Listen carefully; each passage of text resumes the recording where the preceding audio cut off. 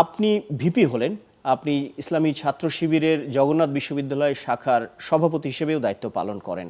এর আগে 4টি বিশ্ববিদ্যালয় ক্যাম্পাসে নির্বাচন হয়েছে, সেখানেও ছাত্র শিবিরের প্যানেল বিজয়ী হয়েছে।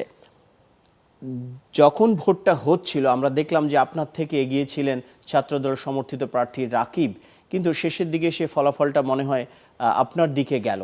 এই ফলাফলটাকে আপনি প্রত্যাশা করেছিলেন? যে আপনাকে অসংখ্য ধন্যবাদ জানাচ্ছি এবং আপনার চ্যানেল 24-কেও ধন্যবাদ জানাচ্ছি আমাকে এখানে আমন্ত্রণ জানানোর জন্য। আসলে নির্বাচনের তো অনেকগুলো দিক থাকে।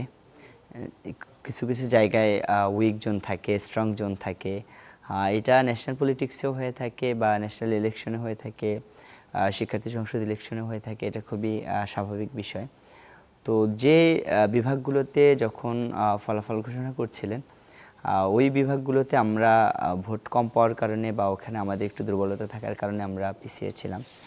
পরবর্তীতে যখন ওভারঅলি অন্য বিভাগগুলোর ফল ঘোষণা করে, তখন কিন্তু আমরা আলহামদুলিল্লাহ কিছুটা এগিয়ে থাকার পরে সর্বশেষ মুহূর্ত পর্যন্ত আমরা এগিয়েছিলাম এবং আমরা তো এভাবে আসলে মানে ফলাফলটা তো আমরা প্রত্যাশা করছি। এটা কারণ হলো আমরা তো যখন থেকে আপনার আমাদের তফসিল ঘোষণা হয়েছিল নির্বাচনের, তখন থেকেই আমরা শিক্ষার্থীদের কাছে গেছি, শিক্ষার্থীদের সাথে মেশার চেষ্টা করেছি বা শিক্ষার্থীদের অবস্থা আমরা আসলে আমাদের মাঠের কী অবস্থা এটা আমরা জানার চেষ্টা করেছি। আরেকটা বিষয় হচ্ছে আমাদের এই যে ইউনিভার্সিটির ক্যাম্পাসগুলোতে অবস্থানটা যে একদিনে তৈরি হয়ে গেছে বিষয়টা আসলে এমনও না, বা আমি সভাপতি হওয়ার পরে যেটা তৈরি হয়েছে বিষয়টা এমনও না। এটা আমাদের ছাত্র শিবিরের যে স্ট্রাকচারগত যে কাঠামো, এখানে আমাদের দীর্ঘদিন থেকে আমাদের যে কার্যক্রম, আমাদের কর্মপরিকল্পনা, শিক্ষার্থী বান্ধব বিভিন্ন কর্মসূচি, সব কিছু মিলে আমাদের এই পরিবেশটা তৈরি হয়েছে ক্যাম্পাসগুলোতে আলহামদুলিল্লাহ। এবং আমরা নির্বাচন যখন আমাদের প্যানেল ঘোষণা হয় তার পরপরই আমাদের যে সার্ভেগুলো ছিল বা ইন্টারনাল আমাদের যে ইনফরমেশনগুলো ছিল, এখানে আমরা ধারণা ছিল যে আলহামদুলিল্লাহ আমাদের একটা ভালো ফলাফল আসবে ইনশাল্লাহ। জগন্নাথ বিশ্ববিদ্যালয়ের ছাত্র শিবিরের তৎপরতা এর আগে প্রকাশ্যে তেমন দেখা যায়নি। অন্য বিশ্ববিদ্যালয়গুলোর ক্ষেত্রে একই রকম বলা হয় যে শিবির অন্য দলের সঙ্গে মিশে গিয়ে রাজনীতি করত। এত অল্প সময়ের ব্যবধানে আপনারা তো প্রকাশ্য হলেন 5 আগস্টের পরে।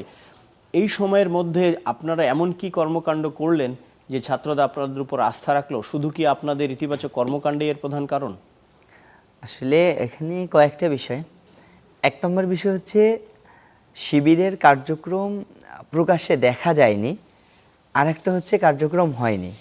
দুটো বিষয় হচ্ছে আলাদা। তো আমরা মনে করি যে আমাদের যে বাস্তবতাটা হলো আমাদের কার্যক্রম ছিল কিন্তু প্রকাশ্যে দেখা যায়নি। কারণ হলো এর অন্যতম একটা কারণ হচ্ছে মিডিয়াগুলো আমাদেরকে মোটামুটি একটা ব্ল্যাকআউট জায়গায় রেখেছিল এবং গভর্নমেন্ট থেকেও তাদেরকে প্রেশারাইজ করা হতো যে শিবিরের নিউজ ছাপানো যাবে না, শিবিরের সংবাদ দেখানো যাবে না। যার কারণে মিডিয়াগুলো আমাদের থেকে দূরে থাকার কারণে এটা মানুষের সামনে প্রচার হয়নি। 2 নম্বর বিষয় ছিল আসলে বাস্তবতা ছিল যে আমরাও যে মিডিয়ার কাছে আমাদের ইনফরমেশনগুলো পৌঁছাবো। জি, আপনার সঙ্গে আলোচনায় আমরা আসবো।